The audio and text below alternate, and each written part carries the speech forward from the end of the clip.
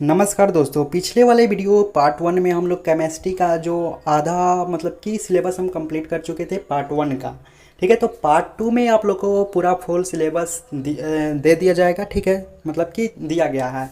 और part three में आप लोगों को क्वेश्चन आंसर ऑब्जेक्टिव सब्जेक्टिव सब कुछ आप लोग को मिलेगा। तो ऐसे में क्या करना है, आप लोगों को बढ़िया तरीके से पढ़ाई करना है और वीडियो को लाइक करके चैनल को सब्सक्राइब कर लेना है। चलिए बढ़ते हैं वीडियो में आगे की ओर।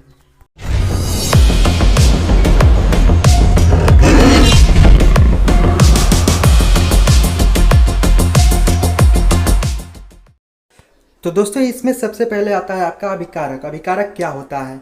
तो वे पदार्थ होते हैं जो किसी रासायनिक अभिक्रिया के शुरुआत में आपस में मिलते हैं और आपस में क्रिया करके नए या उत्पाद बनाते हैं। उसी को क्या कहते हैं? उसी को कहते हैं अभिकारक। या फिर आप सिंपल भाषा में भी समझ सकते हैं कि अभिकारक क्या होता है। तो दोस्तों, अभिकारक अभिक्रिया में भाग लेने वाला जो पदार्थ होता है उसी को हम क्या कहते हैं? अभिकारक। जैसे कि यहाँ पे अभिक्रिया हो रहा है H2 प्लस O2 मिल करके और H2O यानी कि जल बना रहा है। तो यहाँ पे आपका अभिकारक कौन कौन सा हो जाएगा? तो H2 और O2 क्या हो जाएगा आपका? H2 और O2 हो जाएगा आपका अभिकारक। क्यों? ये दोनों आपस में मिल करके और अभिक्रिया करके क्या बना रहे हैं? H2O बना रहे हैं। वैसे ही नीचे आप लोग देख सकते हैं, ऐसे Mg प्लस O क्या बनाएगा? तो MgO बनाएगा। ठीक है, यहाँ पे MgO। तो ये Mg मतलब मैग्नीशियम और ऑक्सीजन मिलकर के क्या ये दोनों क्या हो जाएंगे? तो ये दोनों आपके अभिकारक हो जाएंगे। इस तरह से आप समझ सकते हैं। या फिर एक और मतलब कि जो ये एरो है, तो एरो के ये बायां साइड वाला जो पदार्थ होता है उसी को हम अभिकारक कहते हैं। ये शॉर्ट फॉर्म में आपको समझने के लिए बस है। चलिए आगे देखते हैं आगे क्या है। तो आगे आता है हम लोग का अगला टॉपिक है उत्पाद, प्रोडक्ट। प्रोडक्ट क्या होता है? तो वे नए पदार्थ होता है जो रासायनिक अभिक्रिया के बाद अभिकारकों के आपस में क्रिया करने से बनता है। या कह सकते हैं कि जब दो या दो से अधिक अभिकारक आपस में मिलते हैं तो जो नई चीज़ बनती है उसी को हम उत्पाद या प्रोडक्ट कहते हैं। जैसे यहाँ पे समझिए, H2 और O2 मिलकर के जल बना रहा है। तो H2O2 तो हो गया अभिकारक और H2O यानी कि जल आपका क्या हो जाएगा? तो जल हो जाएगा आपका उत्पाद या प्रोडक्ट। ठीक है, उत्पाद। ठीक, इस तरह से आप लोग समझ सकते हैं। आप समझिए यहाँ पे नीचे आगे क्या आता है? तो संतुलित रासायनिक समीकरण। संतुलित रासायनिक समीकरण क्या होता है? तो जब किसी रासायनिक अभिक्रिया में प्रत्येक तत्वों के जब किसी रासायनिक समीकरण में प्रत्येक तत्वों के परमाणुओं की संख्या अभिकारकों और उत्पादों दोनों के बराबर होते हैं तो ऐसे समीकरण को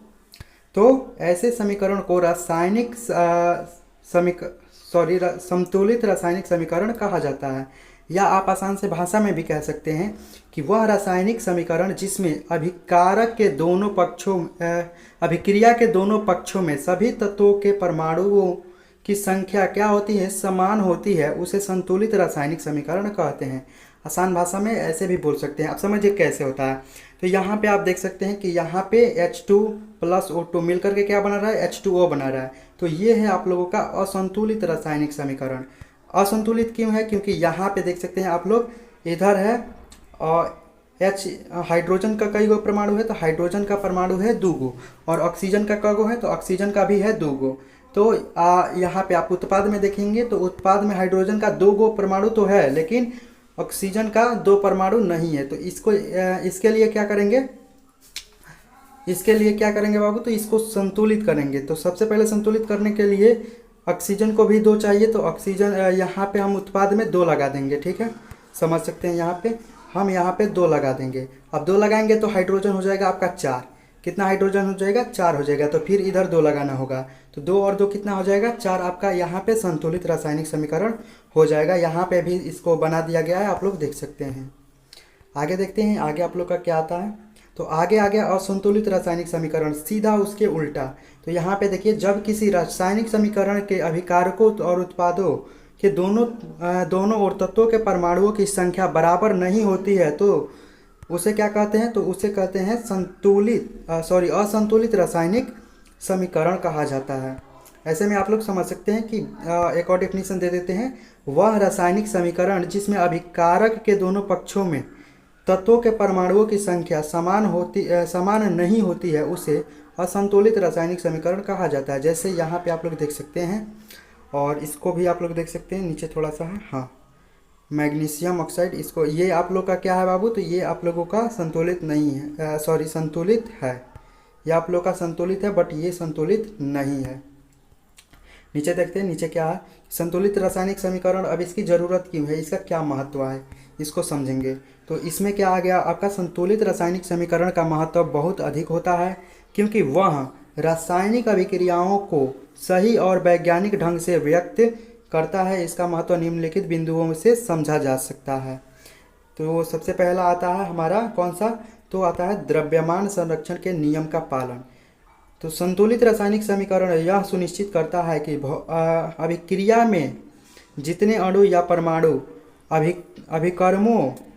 अभिकर्मों में होते हैं, सॉरी हाँ, अभिकर्मों में होते हैं उतने ही उत्पादों में भी हो। इससे द्रव्यमान संरक्षण का नियम का सिद्धांत होता है। तो यहाँ पे आप लोग देख सकते हैं, दूसरा पॉइंट आपके पास क्या है कि सही मात्रा की जानकारी देता है, मतलब कि कितना परमाणु उसका है, कितना तत्वों का परमाणु है, ठीक है। तो यहाँ पे आप लोग समझ सकते हैं कि संतुलित रासायनिक समीकरण यह बताता है कि किन किन पदार्थों की कितनी मात्रा अभिक्रिया में भाग लेती है और कितनी मात्रा में उत्पाद बनाती है। इससे रासायनिक गणना करना संभव होता है, ठीक है। तो इससे यह जानकारी मिलती है कि उत्पाद की मात्रा कितनी है और अभिकारक की मात्रा कितनी है। इससे क्या करने में आसानी होती है बाबू, तो रासायनिक गणनाएं करना इससे संभव होता है। अगर ये संतुलित नहीं होता तो थोड़ा कठिनाई होता रासायनिक गणना करने में, ठीक है। तो यहाँ पे इतना आप लोग समझ गए। नीचे है आप लोग का औद्योगिक प्रयोग में सहायक।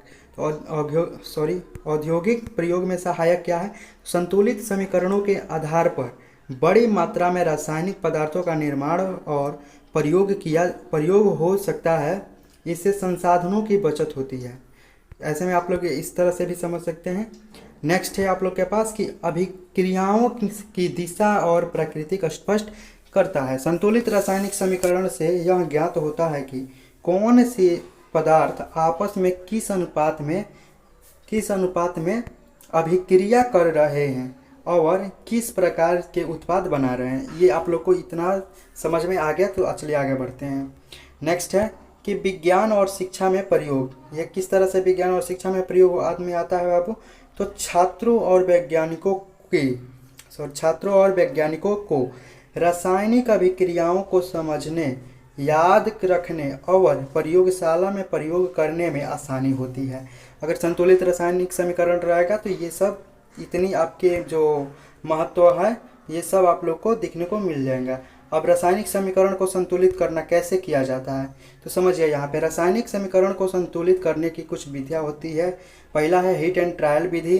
तो इस विधि द्वारा रासायनिक समीकरण को संतुलित करने के निम्नलिखित स्टेप यानी कि चरण का अनुसार करना पड़ता है, ठीक है। तो सबसे पहला चरण जो है वो क्या है, सर्वप्रथम अभिकारक और उत्पादों के संकेतों को और अणुओं के सूत्रों को समीकरण के तीर का जो चिन्ह होता है उसके क्रमशः बाईं ओर। अभिकारक को किस साइड लिखा जाता है बाबू, तो अभिकारक को लिखा जाता है जो यहाँ पे आप लोगों का तीर का जो चिन्ह होता है उसके बाईं ओर लिखा जाता है, तथा दाईं ओर उसके क्या लिखा जाता है, दाईं ओर लिखा जाता है उत्पाद, जो प्रोडक्ट बनता है उसको दाईं ओर लिखा जाता है।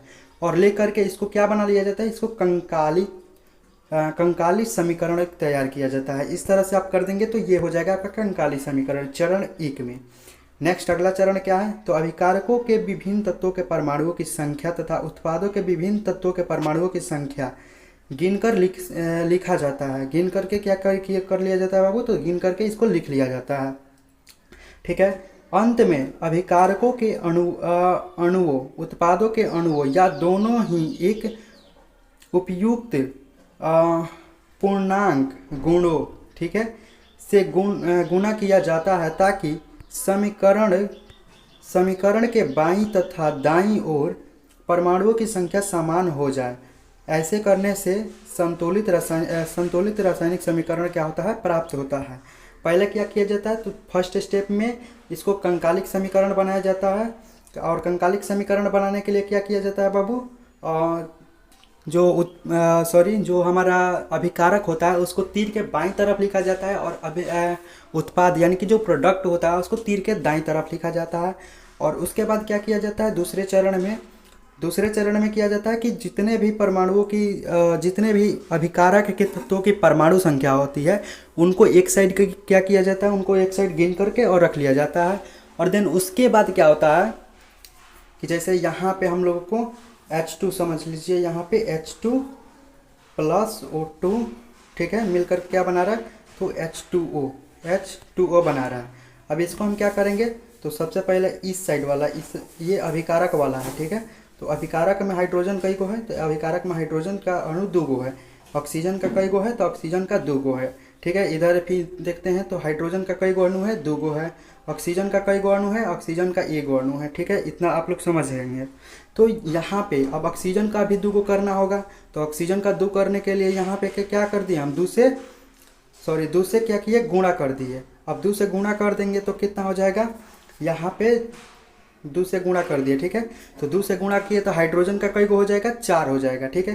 तो अब 4 हो जाएगा तो फिर से क्या करना पड़ेगा, हाइड्रोजन तो इधर 2 गो हो जाएगा, फिर इधर भी 2 से गुणा करना पड़ेगा। इस तरह से संतुलित रासायनिक समीकरण तैयार किया जाता है। आइए अब चौथा चरण देखते हैं। तो चौथा चरण क्या कहता है, संतुलित रासायनिक समीकरण में अभिकारकों एवं उत्पादों की भौतिक अवस्था के संकेतन लिखा।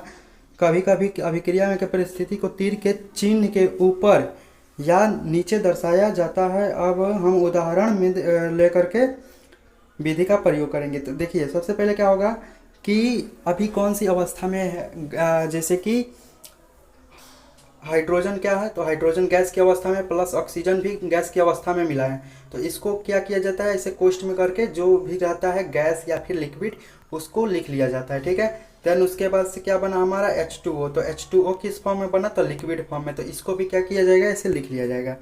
तो इसी को क्या कर रहा है कि मतलब कि ऐसे ही लिखने के लिए बोल रहा है। अब नेक्स्ट है कि रासायनिक संकेतन क्या होता है। तो रासायनिक संकेतन समझिएगा, किसी तत्व को, ठीक है, यहाँ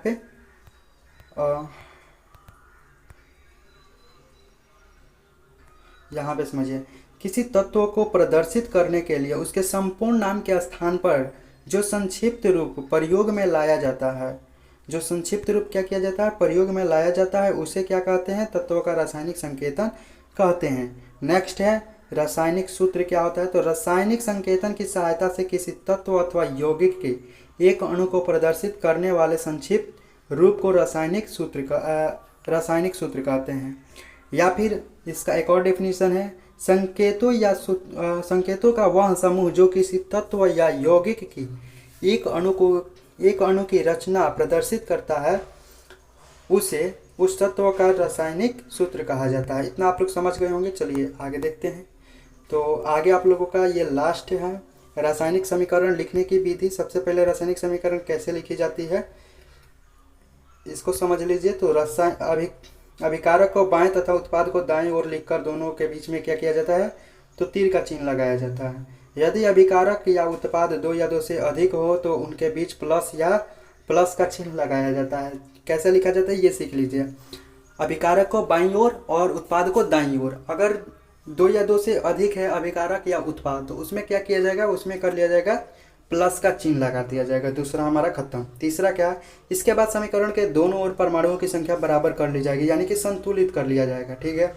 अगला 4 नंबर क्या है, जब दोनों पक्षों में परमाणुओं की संख्या बराबर हो जाए तो ऐसे समीकरण को संतुलित रासायनिक समीकरण कहा जाता है। और यदि दोनों पक्षों में परमाणुओं की संख्या बराबर ना हो तो असंतुलित रासायनिक समीकरण की संज्ञा दी जाती है, ठीक है। तो इतना बात समझ गए होंगे। इसका पार्ट 3 में क्या होगा, पार्ट 3 में आप लोगों का जितना भी क्वेश्चन आंसर है, प्रीवियस क्वेश्चन आंसर, वो सब आप लोग को उपलब्ध कराया जाएगा। और पार्ट 3 बहुत ही मज़ेदार होने वाला है। तो पार्ट 3 के लिए आप लोग को क्या करना है, वीडियो को लाइक करके और चैनल को सब्सक्राइब कर लेना है। तो मिलते हैं अगले वीडियो में, तब तक के लिए tata bye bye, take care.